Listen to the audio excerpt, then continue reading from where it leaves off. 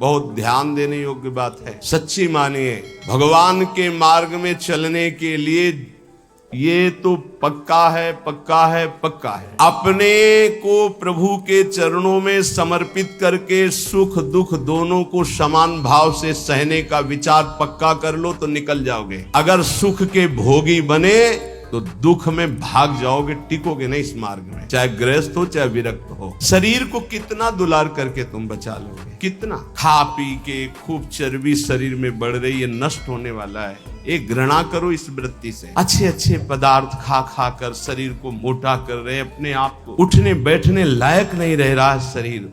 कहो व्यायाम करो, प्राणायाम करो, शरीर को कसो, शरीर स्वस्थ, चित्त स्वस्थ, साधन संयम परायण, अभी आनंद आ जाए। भोजन तो व्यायाम, वायु ले रहे हो तो प्राणायाम जरूरी है।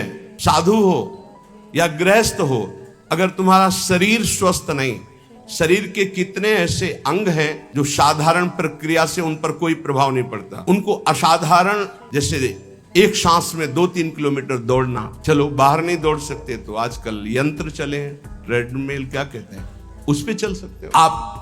48 मिनट प्रत्येक साधक को चाहिए कि पद्मासन या सिद्धासन में बैठे। 48 मिनट, ये बहुत छोटी बात है। 6-6 घंटे आसनों पे बैठने का अभ्यास किया जाता है। भीषण सर्दी में पसीना, केवल एक लंगोटी लगाए गंगा किनारे बैठे, मार के नीचे बिछी हुई, उसी का आसन उसी का चला, 6-6 घंटे खुले में ऐसे पसीना से लथपथ शरीर हो जाता है। 90 प्राणायाम, साय मच जाती है दिमाग में, एकदम मंत्राकार वृत्ति। परमानंद की अनुभूति के लिए अध्यात्म चाहिए। शरीर का दुलार करने वाला कभी साधक नहीं होता। प्रायः कुछ ऐसे महा कृपा पात्र जन हैं जो शरीर को संयम में, इंद्रियों को संयम में रखने की विचारधारा करते हैं। नहीं तो आजकल हम सुविधा को अपनी भक्ति का फल मानने लगे। सही, हम आपसे हृदय की बात कहते हैं, भले बुरा लगे। ये सुविधा भगवान की प्राप्ति में बड़ी दुविधा है। जब तक भगवत प्राप्ति न हो जाए तब तक सुविधा का भोग न करें। हम धन्य घड़ी वो मानते हैं जब हमारा जीवन असुविधा में बीतित हुआ है।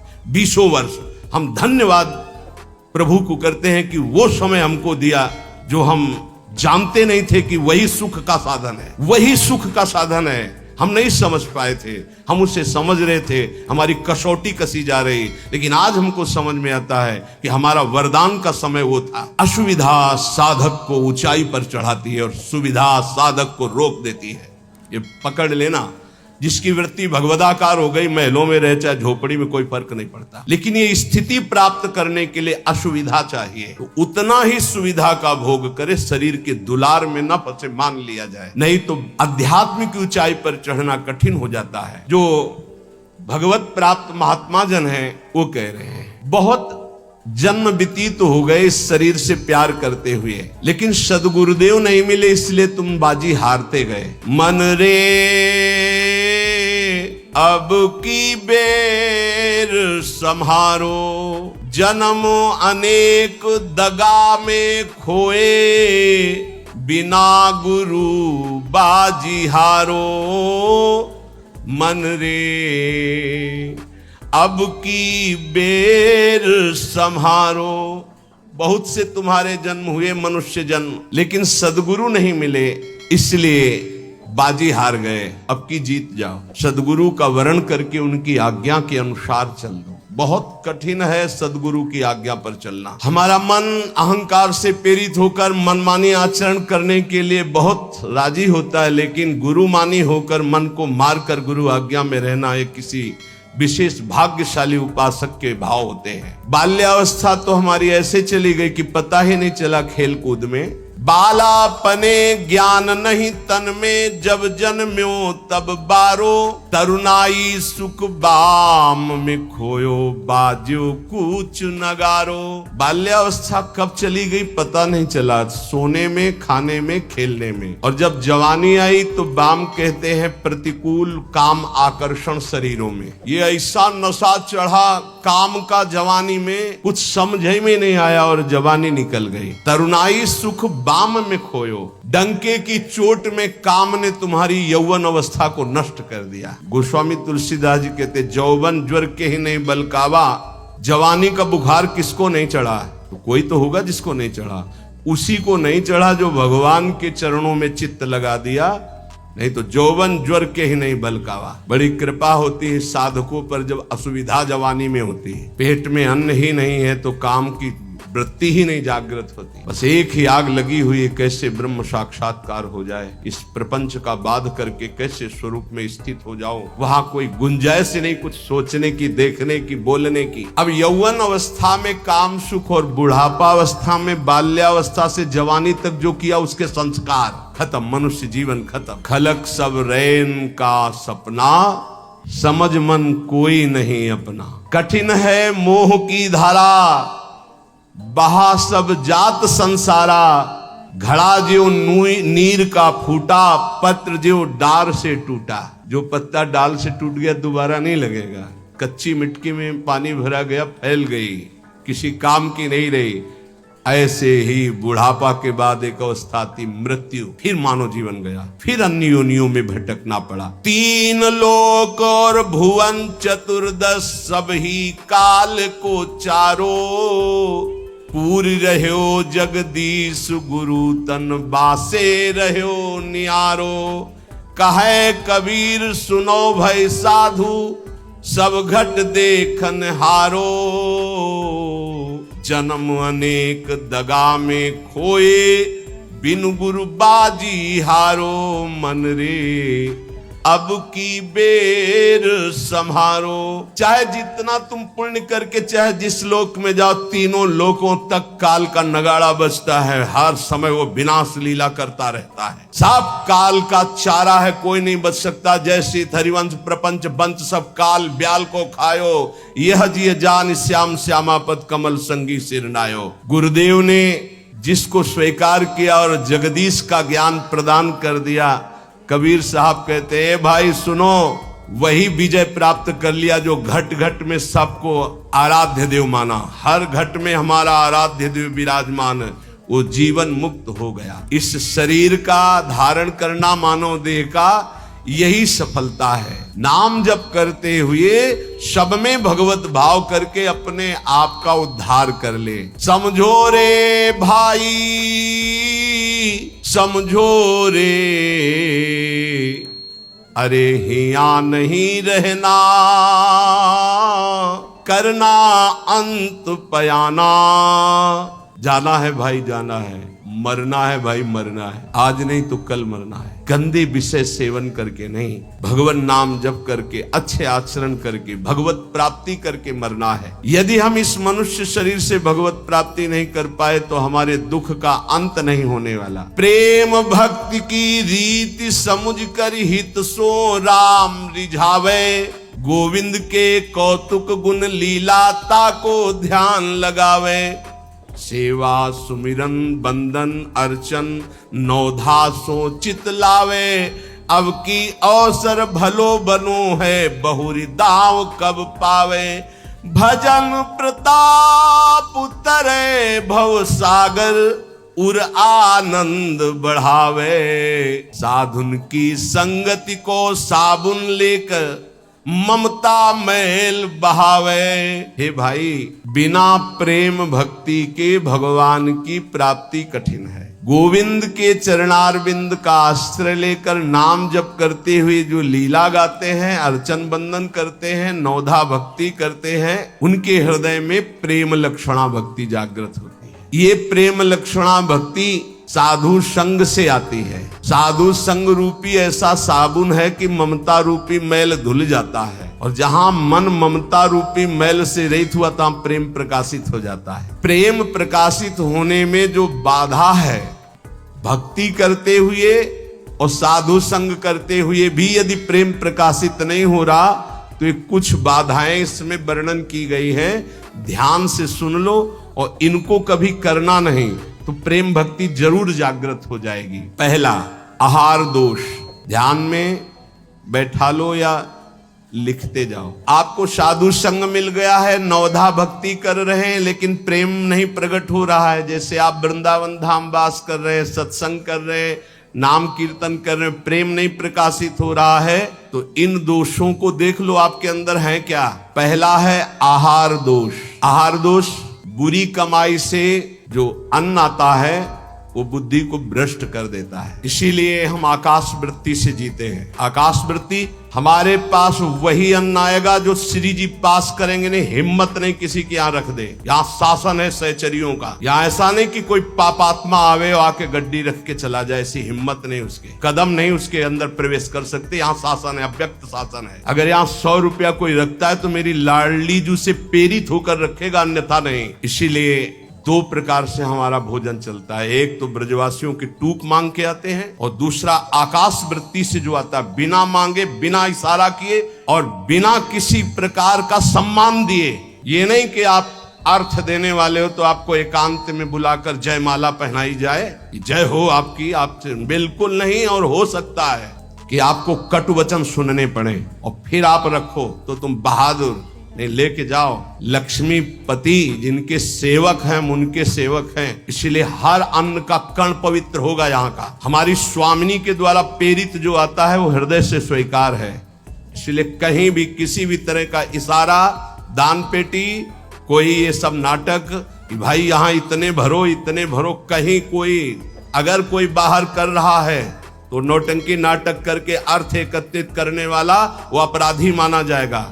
इस पूरे राधा केली कुंज के भागवतिक विधान में किसी भी तरह के अर्थ का प्रवेश नहीं है। हम भिक्षुक हैं, हमारा भरण पोषण स्वामिनी से होता है। किसी के हृदय में ऐसे किया, स्वामिनी जी के आगे चढ़ गया, उसी से बिजली का बिल, उसी से उदर पोषण होता है।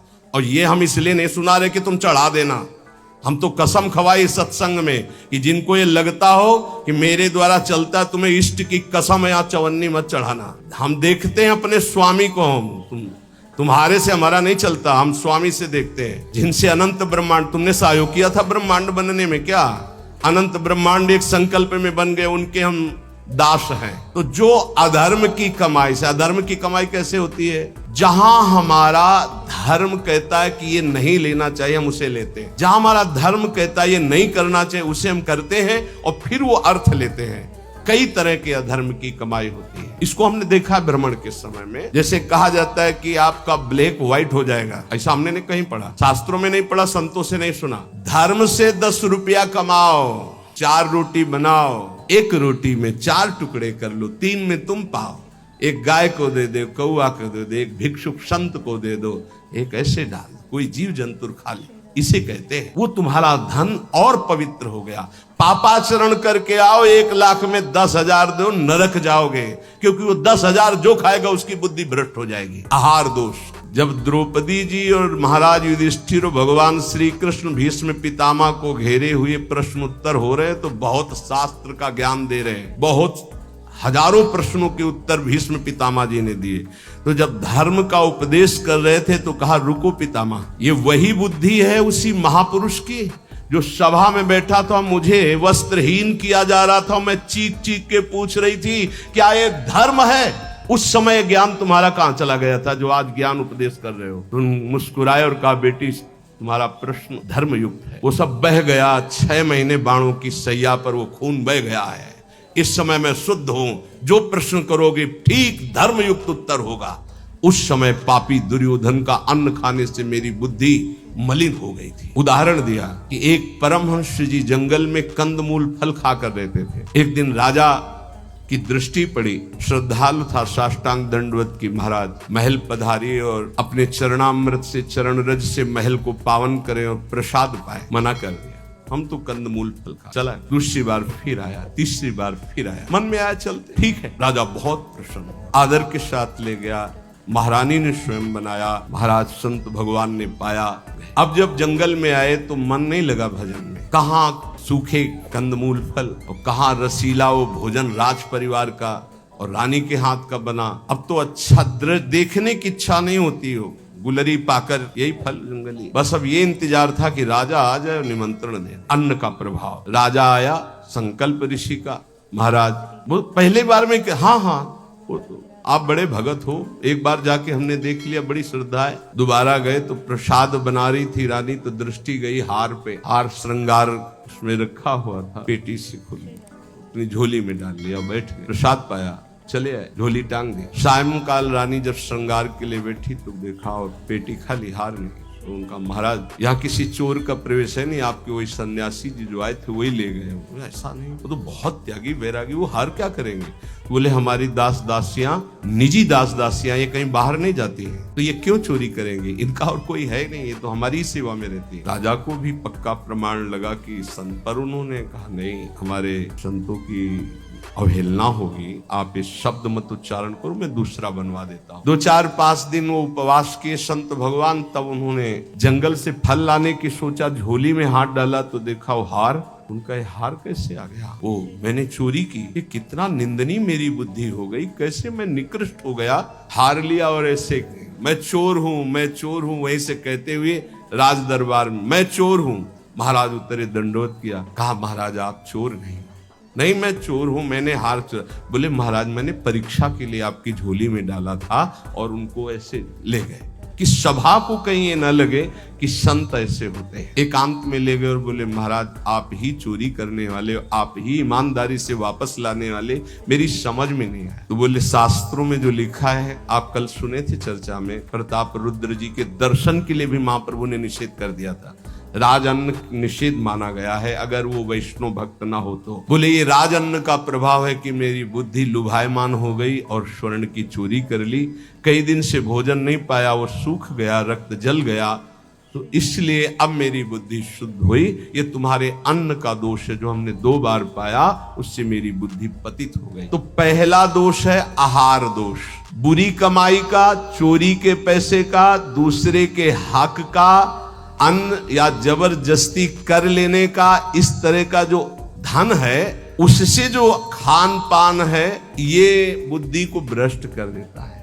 जैसे ब्याज दर ब्याज, अब वो आपको पैसा मिलेगा तो फिर वो आपकी बुद्धि में भजन नहीं होने देगा। संकल्पित अन्न मिलेगा, कभी किसी का ऐसा दिया हुआ साधक को या गृहस्थ बट रहा है हलवा, भूखे मर रहे हो, ऐसे हाथ फैला दिए, तुम गृहस्थ हो, वृंदावन आए हो, एक दिन उपवास कर लो, थोड़ा सा कुछ लेकर पेट में डाल लो जो तुम्हारा धर्म की कमाई का, दूसरे का हलवा मत खाओ। मान लो हमारी बात, सारी बुद्धि नष्ट हो जाती है, सुकृत नष्ट हो जाते हैं। आहार दोष पहला, कई बार बताया, इस पर ध्यान दीजिए। सतोगुणी पवित्र अन्न भी यदि मात्रा से अधिक हो गया तो रजोगुण, उस मात्रा से अधिक हो गया तो तमोगुण पैदा कर देगा, अल्प मात्रा में पाइए।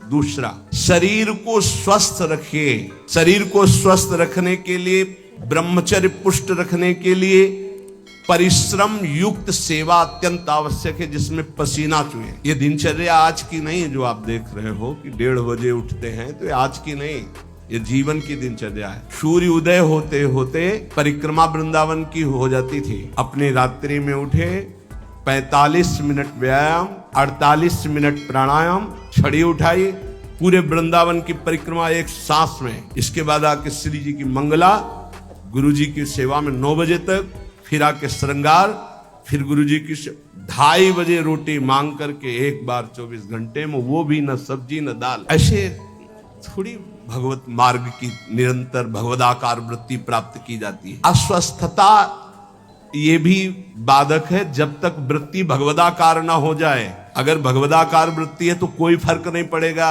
भगवदाकार वृत्ति नहीं है और आपको केवल ऐसे नकली वो करके अल्ट्रासाउंड ऐसे और आपको बता दिया जाए कि आपकी किडनी थोड़ा दोष युक्त हो रही है, भजन करके दिखा देना, डिप्रेशन में पहुंचने लगोगे। पक्का समझना, शरीर स्वस्थ, चित्त वृत्ति प्रभु में लगा लोगे। शरीर अस्वस्थ है और चित्त वृत्ति भगवदाकार नहीं हुई तो इसी में कराओगे, पक्की बात समझ लो। और एक बार चित्त वृत्ति लग गई तो 2 किडनी की क्या बात, अगर 10-20 होती हो सब फेल हो जाती तो भी कोई फर्क नहीं पड़ता। पक्का मान लीजिए, पक्का मान लीजिए। इसीलिए संसारी पुरुषों को विश्वास नहीं होता कि क्या ऐसा भी हो सकता है, क्या ऐसा होता है। कर तुम अकर तुम अन्यथा कर तुम सर्व समर्था सा ईश्वर। अभी क्या समझे हो तुम। अस्वस्थता से बचिए, प्रत्येक साधक से कहा व्यायाम करो, चाहे साधक हो चाहे साधिका, संयम से चलो। व्यायाम प्राणायाम अत्यंत आवश्यक है। ठीक है, आपकी दिनचर्या ऐसी तो समय निकालो, ऐसी दिनचर्या में समय निकालो कि आप व्यायाम कर सको, आप प्राणायाम कर सको। मान लो मेरी बात, आहार अल्प पवित्र आहार है, पक्का, इसमें कोई संशय नहीं, गुरु प्रदत्त आहार है, और अल्प आहार तो शतोगुणी बना रहेगा। दूसरा, व्यायाम प्राणायाम प्रत्येक साधक को करना चाहिए। ये हम महापुरुषों को देखें, अपने गुरुदेव को भी देखें, क्योंकि आजीवन हमें संयम पूर्वक भजन मार्ग में बढ़ना है। तो ये दोनों बातें जरूर। तीसरा, आलस्य का त्याग। आलस्य, वृंदावन रहते हुए भजन करते हुए भगवत मार्ग में आपके प्रेम क्यों नहीं प्रकट हो रहा? ये सिद्ध महापुरुष के द्वारा बताए हुए। पहला, आहार दोष। दूसरा, शरीर को स्वस्थ रखो, नहीं तो अस्वस्थता में भजन नहीं होता। किनका? साधक का। तीसरा, आलस्य। ये सबसे ज्यादा साधक को परेशान करता है। ये तीन बातें पहले क्यों लिखी गई? अभी और हैं। प्राय साधक को भोजन में स्वाद की बुद्धि रहती है। आलस्य को त्यागिए, नहीं तो प्रेम। काहे को इतना सोते हो? हम तो प्रभु से मनाते थे कि हमें नींद ना आवे, प्रभु मेरी नींद खत्म हो जाए। तो आज उसकी कृपा का फल प्राप्त हो रहा है। नींद नाम की चीज नहीं है यदि, और कोई डिस्टर्ब भी नहीं, कोई परेशान भी नहीं है। ये बस अगर आप ठिकाने देखो, नींद को विश्राम जो इंद्रियों को मिलता है नींद में ना, वो संसार का चिंतन छोड़ने से। खास बात समझिए, 6 घंटे संसार का चिंतन छोड़ के बड़ा फ्रेश लगा, और 6 घंटे अगर भगवान के चिंतन में संसार को भूल गए तो कैसा लगेगा, सोचो। चौथा है प्रमाद। प्रमाद माने जो अभी काम करना है वो कल कर लेंगे, कल कर लेंगे। करने योग्य काम को आगे के लिए छोड़ देना और ना करने योग्य काम को तत्काल करना, जबकि साधक इसका उल्टा करता है। करने योग्य कार्य को तत्काल करता है, ना करने योग्य कार्य के लिए उपस्थित समय आने पर भी उसे टाल देता है।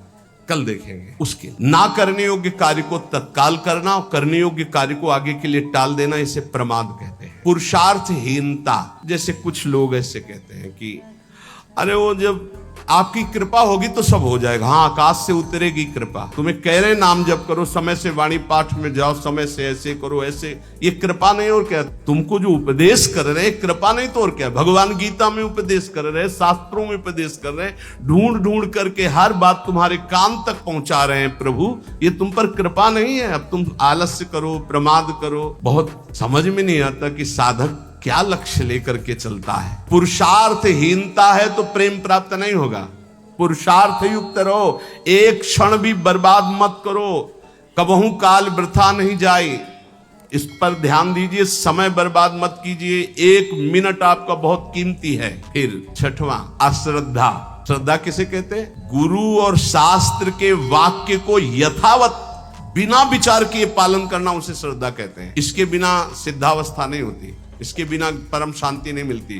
श्रद्धावान लभते ज्ञानम तत्परा संहितेन्द्रिया ज्ञानम लब्ध्वा पराम शांति मचिरेणादि गच्छति। श्रद्धावान ही ज्ञान को प्राप्त होता है, ज्ञानी ही अपनी इंद्रियों को संयम में रखता है, इंद्रियों को संयम में रखने वाला ही परम ज्ञान परम शांति को प्राप्त होता है।